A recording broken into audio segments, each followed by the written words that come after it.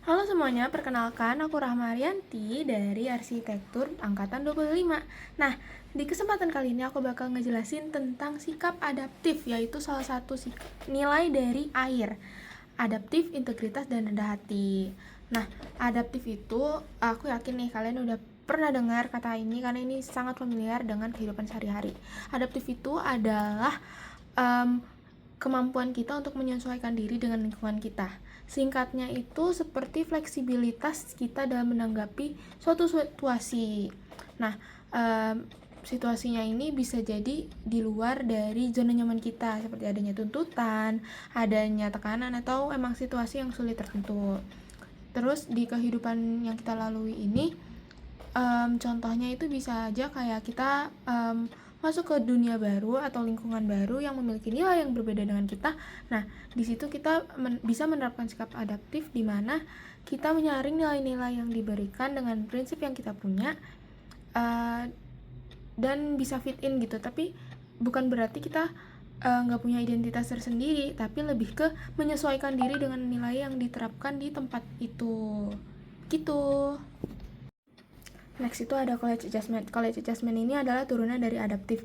Nah, di college adjustment ini kita bisa melihat adaptasi dari SMA ke kuliah dari berbagai aspek, mulai dari akademik, emosi, sosial, personal, dan institusi. Kemudian indikator yang bisa kita lihat untuk college adjustment ini itu bisa dari personal growth atau prestasi yang kita miliki. Nah, pertama, college adjustment ini ada 4. Ada academic adjustment, social adjustment, personal emotional adjustment, sama institutional adjustment. Pertama, academic adjustment itu lebih kepada bagaimana kita menyikapi akademik kita, tuntutan akademik kita. Pertama bisa dari bagaimana kita bikin target, bagaimana kita menyelesaikan tugas, bagaimana kita membuat upaya sendiri untuk mencapai hasil terbaik kita di akademik di kuliah ini. Nah,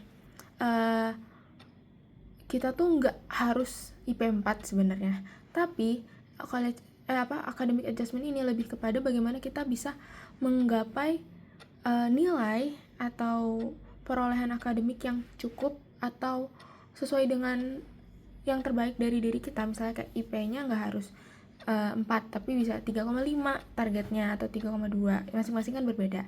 Nah, itu adalah contoh college adjustment, bagaimana kita bisa manajemen waktu belajar kita, cara belajar kita, metode belajar kita gitu. Nah, terus kemudian ada social adjustment. Social adjustment ini lebih kepada penyesuaian diri yang berfokuskan pada interpersonal ke diri kita dan lingkungan sekitar atau orang lain. Bisa dari bagaimana kita menanggapi tadi academic adjustment dengan diskusi kelompok. Jadi kita nggak terlalu apatis, nggak saling membantu juga sama teman gitu. Terus bagaimana kita menyikapi diri dengan budaya lokal tempat kita berkuliah. Banyak orang kuliah itu merantau kan. Nah, di perantauan ini bagaimana kita menyikapi budaya lokal gitu.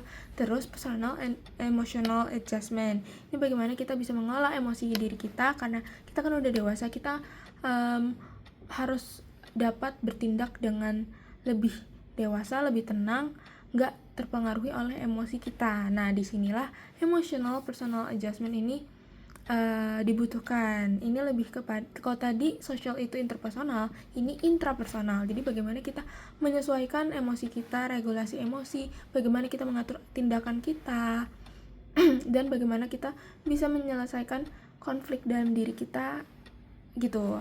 Nah, kemudian institutional adjustment, yaitu bagaimana kita bisa menerima nilai yang dimiliki oleh institusi yang kita miliki atau kampus kita dengan prinsip yang memang kita miliki sejak awal. Seperti yang aku bilang tadi, bagaimana kita bisa menerima sistem misalnya atau pribadi yang ditanam oleh institusi ke dalam diri kita. Misalnya, contohnya adalah nilai air yang diterapkan oleh ITB. Nah, bagaimana kita bisa menerapkan air ke diri kita, orang yang memiliki prinsip lain sebelum masuk ITB. Begitu misalnya. Halo, jadi di sini aku mau ngejelasin tentang SMART goals. Sebelumnya, apa sih SMART goals itu? Jadi, setelah kita memahami konsep adaptif yang tadi, kita harus memahami dulu apa tujuan kita. Kita kita harus menentukan apa tujuan kita ketika kita mau melangkah lanjut ke perguruan tinggi atau di perkuliahan ini. Nah, kita bisa memakai salah satu framework yakni SMART Goals. Apa sih SMART Goals itu? SMART Goals itu salah satu framework yang bisa kita gunakan untuk membuat suatu tujuan yang lebih efisien dan juga lebih terarah lagi. Nah, SMART Goals itu komponennya ada apa aja sih? Yang pertama adalah S, yakni spesifik. Jadi suatu tujuan itu harus bisa menjelaskan apa dan juga kenapa. Kita harus menjabarkan tujuan yang terperinci agar kita bisa memahami lebih dalam lagi tujuan yang ingin kita raih tersebut. Contohnya kayak aku ingin menjadi siswa berprestasi, itu tujuannya masih kurang spesifik. Kayak berprestasi itu maksudnya kayak gimana yang kita maksud, apakah IPK-nya tinggi atau mungkin berprestasi di bidang seperti non-akademik, contohnya kayak lomba-lomba di luar dari akademik, itu harus kita rincikan. Nah, lalu yang kedua adalah M, yakni measurable. Measurable adalah suatu tujuan itu harus bisa diukur. Ada suatu komponen yang dapat kita ukur secara faktual dan juga bisa diukur juga oleh orang lain, jadi bukan sesuatu yang berdasarkan subjektivitas saja. Contohnya, kalau misal tadi aku menyebutkan tentang aku ingin menjadi siswa berprestasi, itu bisa diubah menjadi aku ingin memiliki IPK tertentu. Nah, di measurable ini kita merincikan IPK berapa yang kita inginkan, bukan hanya IPK tinggi saja, tapi berubah menjadi suatu angka konkret yang bisa diukur. Nah, yang ketiga adalah A, yakni achievable. Achievable itu apa sih? Jadi achievable itu suatu tujuan itu harus dapat kita wujudkan, sesuatu yang realistis. Kita nggak boleh terlalu banyak meminta, tidak boleh terlalu terlalu tinggi menentukan tujuan kita. Takutnya kita malah kayak keburu dapat duluan sebelum kita melakukan tujuan tersebut. Nah, lalu yang keempat adalah R, yakni relevan. Nah, relevan itu artinya apa sih? Relevan itu artinya suatu tujuan yang kita bangun itu harus relevan dengan tujuan-tujuan lainnya, harus sejalan dengan tujuan lain yang ingin kita gapai. Contohnya misal aku ingin mengikuti lomba di bidang ekonomi karena jurusannya bisnis. Nah, itu kan sejalan. Itu contoh yang relevan. Lalu yang terakhir yakni T. T itu apa? T itu adalah time bound. Jadi suatu tujuan itu harus memiliki deadline. Kenapa harus memiliki deadline? Agar kita terpacu untuk mewujudkan tujuan tersebut. Nah, terus deadline-nya tuh jangan terlalu mepet dan juga jangan terlalu buru-buru. Dan di dalam deadline tersebut kita juga bisa menentukan langkah-langkah kecil di dalamnya agar kita bisa lebih realistis dalam lebih mudah mencapai tujuan utama kita. Jadi kayak misal aku ingin IPK 3,5 ke atas di semester ini.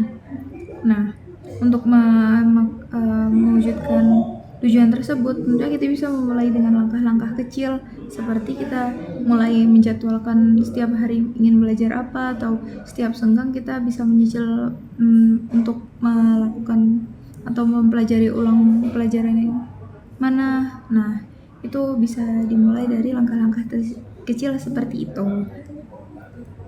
Yep. Nah, tadi kan udah belajar nih materi dari mulai adaptive, college adjustment, dari akademik, terus social adjustment, habis itu personal emotional, dan institutional. Terus kemudian ada smart goals, bagaimana kalian membuat target untuk diri kalian ke depannya untuk personal growth kalian. Nah, sekarang kita akan main games Into the Wild namanya. Nah, Into the Wild ini memiliki 2 misi. Nah, misi pertama kira-kira sebagai berikut nih. Kalian akan dibagi sesuai kelompok.